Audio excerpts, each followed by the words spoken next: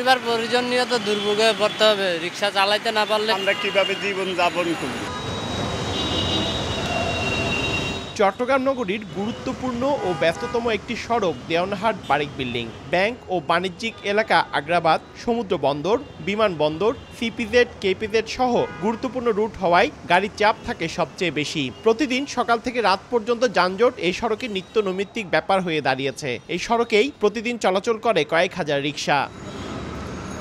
এই অবস্থায় শহরে যান চলাচলকে গতিশীল করতে ও যানজট নিরসনে জুনের প্রথম সপ্তাহ থেকে দেওয়ানহাট বারিক বিল্ডিং এর প্রধান সড়কে প্যাডেল চালিত রিক্সা বন্ধ করে দেওয়া হবে বলে জানান ট্রাফিক পুলিশের ঊর্ধ্বতন কর্মকর্তা। এখানে গতিশীলতা বৃদ্ধি পাবে, আর এখানে যাতে স্থানীয় জনসাধারণের যাতে কোনো অসুবিধা না হয় সেটাও আমরা মাথায় রেখে ইন্টারসেকশনগুলোতে আমরা কাজ করে দিয়েছি। তবে রিক্সা চলাচল বন্ধ করলে পরিবার পরিজন নিয়ে বেকায়দায় পড়তে হবে বলে জানান রিক্সা চালকরা। সরকার যদি আমাদেরকে দায়িত্ব না দেয় তাহলে আমরা কিভাবে জীবন যাপন করব। পরিবার পরিজন নিয়ে তো দুর্ভোগে পড়তে হবে, রিক্সা চালাইতে না পারলে ঠিকমতো।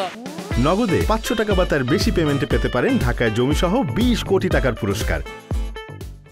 এদিকে অবৈধ ব্যাটারি চালিত রিক্সা বন্ধ না করে পরিবেশ বান্ধব ও বায়ু দূষণ মুক্ত প্যাডেল চালিত রিক্সা বন্ধের সিদ্ধান্ত কোনোভাবেই মানা হবে না বলে আন্দোলনের হুঁশিয়ারি দিয়েছেন রিক্সা চালক মালিক ঐক্য পরিষদের নেতারা। কিছুতে মানব না এবং আমরা 6টি সংগঠন কঠিন আন্দোলনে যেতে বাধ্য হব। উনি যদি এই কাজগুলো বাস্তবায়ন করে তাহলে তো আমাদের একবারে আর কিছু করা থাকবে না। ভিতরের রাস্তাটা যদি ওনারা অবৈধ গাড়ি চালায় আর মেইন রোডটা বন্ধ করে দিলে আমরা গরিব মানুষগুলো কোথায় বেরোতে, তো আমাদের ফেডার লাথি দিবার সামিল।